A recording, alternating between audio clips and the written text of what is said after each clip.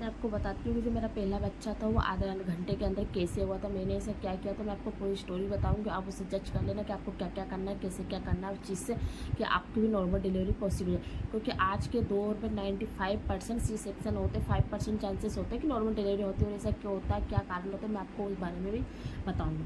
सबसे पहले मैं आपको बता दूँ कि जो मेरा बेटा हुआ था वो आधे घंटे के अंदर हो गया था। आधे घंटे से ज़्यादा मैंने लेबर पेन बर्दाश्त नहीं किया था। मेरा आधे घंटे के अंदर मेरी नॉर्मल डिलीवरी हो गई थी। जैसे मुझे लेबर पेन स्टार्ट हुआ तो मैं आपको बता दूं कि मैं पैदल चल के गई थी डॉक्टर के पास। डॉक्टर का घर मेरे घर से कम 1 किलोमीटर दूर होगा। मैं डॉक्टर के घर पैदल चल के गई थी। उस टाइम में मैं इतना स्ट्रॉन्ग थी, मैंने अपने आप को बना रखा था। जैसे मैं डॉक्टर के पास पहुंची, उन्होंने मेरा इंटरनल चेकअप किया और उन्होंने कहा कि मेरी डिलीवरी 8 बजे तक हो जाएगी, क्योंकि मैं 7 बजे सुबह के 7 बजे वहाँ पर गई थी। मुझे कुछ इंजेक्शन वगैरह कुछ दिए गए, जिसके थ्रू थोड़ा मेरा और पेन बढ़े, क्योंकि मुझे कम आ रहा था लेबर पेन। जैसे मेरे को लेबर पेन आने स्टार्ट हुआ, आधे घंटे के अंदर मेरी डिलीवरी हो गई। मैंने ज़्यादा इससे ज़्यादा बर्दाश्त नहीं किया। जो आधे घंटे था उस टाइम पे मैंने क्या क्या किया मैं ये भी बता दूँ, ताकि और जल्दी, क्योंकि डॉक्टर ने 1 घंटे का बोला था, पर आधे घंटे में कैसे हुआ मैं ये भी आपको बता देती हूँ। अच्छा, तो जब मुझे लेबर पेन स्टार्ट हुआ तो मैंने उससे भी क्या गर्म पानी पीना शुरू कर, गर्म चीज़ें खाना शुरू कर देता।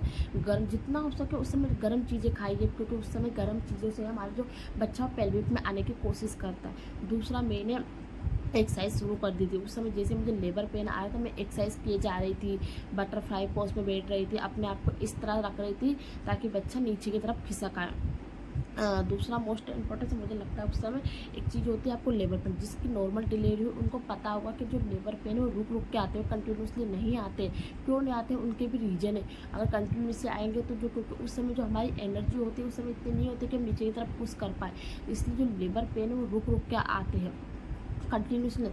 क्योंकि जो जो लेबर पेन जब जब आते हैं, आपको कुछ नहीं करना है। जब लेबर पेन है, हर एक लेबर पेन को आपको यूज़ करना है। कैसे यूज़ करना है, जैसे लेबर पेन आपको स्टार्ट हो, आपको नीचे की तरफ पुश करना है, जितना हो सके उतना नीचे पुश कीजिए, ताकि जो बच्चा वो नीचे की तरफ खिसकता जाए पेन के साथ में, और आपकी डिलीवरी ईजिली नॉर्मल तरीके से बहुत ही कम टाइम में हो जाएगी। ये मैं बात आपको गारंटी देती हूँ, क्योंकि यही सबसे मेन इंपॉर्टेंस होता है जो हम लेडीज से याद नहीं रखते। उस टाइम पर क्या करते हैं, बहुत घबरा जाते हैं, हमारी पूरी एनर्जी चीखने चिल्लाने में हो जाती है, हम उस समय रेस्ट करने लगते हैं। ये चीज़ नहीं करना है आपको। सबसे ज़्यादा फोकस आपको किस चीज़ पे करना है, आपके लेबर पेन पे। जब आपको लेबर पेन आए, आपको नीचे की तरफ पुश करना है, जिससे कि आपकी जो डिलीवरी हो कम समय में इजीली हो सके। कोशिश कीजिएगा कि जितनी बार भी लेबर पेन आए उतनी बार आप नीचे की तरफ बच्चे को पुश करने की कोशिश करें। क्योंकि उस टाइम पर होता है कि वो लेबर पेन आते हैं, इसको क्यों आते हैं रुक रुक के, हर कभी 15 मिनट में आते हैं, कभी 10 मिनट में आते हैं, कभी 10 सेकंड 5 सेकंड, उसका जो ड्यूरेशन है वो कम होता जाता है।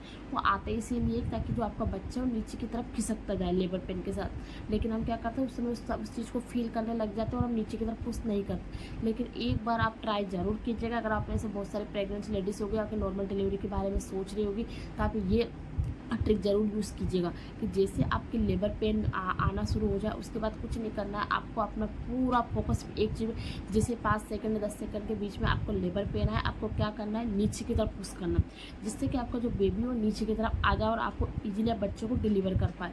देख, मैंने अपने दोनों डिलीवरी में यही ट्रिक यूज़ की थी। मेरी दोनों डिलीवरी, एक में जो पहला बेबी था वो आधे घंटे के अंदर होगा, जो दूसरा बच्चा वो 15 मिनट के अंदर हो गया था। दोनों डिलीवरी मेरे इसी टाइम पे, क्योंकि मैंने भी कुछ वीडियो वगैरह सर्च की थी, जिससे मुझे पता चला था कि डिलीवरी में इस तरह करना चाहिए। ये चीज़ मुझे कहीं नहीं मिला, किसी ने बताई, पर पता नहीं कहाँ से एक वीडियो मुझे ऐसा मिल गया था जिससे मुझे ये सबसे बेस्ट लगा। तो मैंने भी इस चीज़ के बारे में सोचा, हाँ यार ऐसा क्यों होता है, जो कोई चोट लगती है कुछ भी होती है उसमें हमें दर्द होता रहता है कंटिन्यूसली। जो लेबर पेन होता है इतना भयंकर होता है, लेकिन वो रुक रुक क्यों आता है, 5 सेकंड 10 सेकंड का वो क्यों गैप देता है, तो वो इसीलिए देता है कि हम पूरी ताकत के साथ उसको पुश कर सके बच्चे को नीचे। लेबर पेन क्या होता है आपको खुद पता होगा कि जब किसी लेडीज को लेबर पेन नहीं आता है, 8-9 महीने कंप्लीट होने के बावजूद डॉक्टर फिर भी उसको आर्टिफिशियल तरीके से लेबर पेन देते हैं, क्योंकि लेबर पेन के जरिए हमारा बच्चा नीचे की तरफ आता है, इसीलिए हमें लेबर पेन दिया जाता है।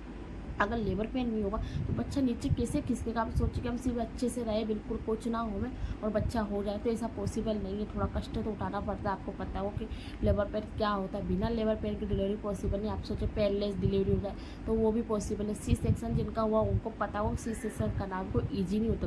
देखा जाए तो दोनों ही एक बराबर ही होता है, सी सेक्शन और नॉर्मल डिलीवरी। सी सेक्शन में क्या होता है, आपको डिलीवरी के बाद पेन होता है, और डिलीवरी में क्या होता है, नॉर्मल डिलीवरी में आपको डिलीवरी के पहले बिफोर डिलीवरी पेन होता है। कैसे होता है मैं आपको इस बारे में बताती हूँ। देखो, जैसे हमारे लेबर पेन शुरू होते हैं, हमें उस समय इतना दर्द बर्दाश्त करना पड़ता, लेकिन जैसे डिलीवरी हो जाती है उसके बाद हम बिल्कुल नॉर्मल हो जाते हैं, हमें कुछ नहीं होता। आपको ये बात पता होगा, इसलिए मुझे लगा।